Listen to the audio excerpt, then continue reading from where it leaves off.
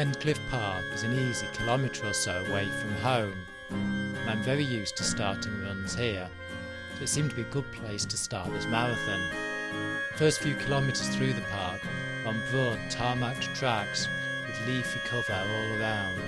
The first waypoint really is Forge Dam Cafe. Only a little bit of water, so it hopefully wouldn't be too wet up on the moors. The ascent up Porterclough is quite hard work, but en route you pass one or two small waterfalls which give you something to look at. Just near the top are these few little bridges. As you get to these you know you've done most of the work. A very welcome sight indeed. From Fulwood Lane the city can be seen off to the right, and in the distance as you make your way along you can see the moors beyond Stannington. There are 3 small reservoirs at Red Myers. These provide water to the city of Sheffield and also mark the beginning of the countryside. There was a little bit of wind and so the water was quite choppy. The byway up to Stanage Pole is often quite busy. I think I was early enough, even though it was a bank holiday, to beat most of the traffic. Stanage Edge provides excellent views of the Hope Valley. I carried on along the edge to High Neb and was then going to make my way towards Moscar.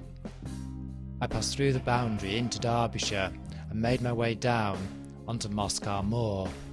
From the moor, the millstone grit of Stanage Edge is quite imposing. The moor was a bit more extensive than I expected, and also quite a lot more boggy.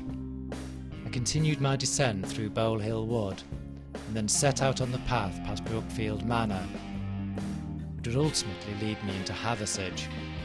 The town was ever so busy, the bank holiday traffic was coming alive. Now I had what was likely to be the hardest part of the journey, the ascent past Mitchell Field and onto Hathersage Moor. The walls of Carlwark form a great navigational feature. Nobody really knows how old they are, but certainly very useful to find.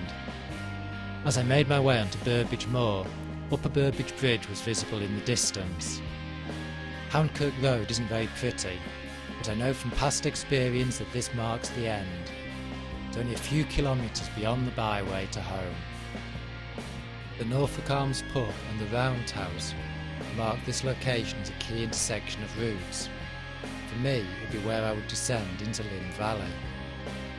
The descent is always very picturesque, but it's quite long, and passing down through Worlow, you have to be really quite careful not to overstretch and pull any muscles. At last I reached Eccleshall Woods, where every tree and every path is familiar to me. As I got close to home, I needed to do a quick lap of the block to make sure I exceeded 42 kilometres.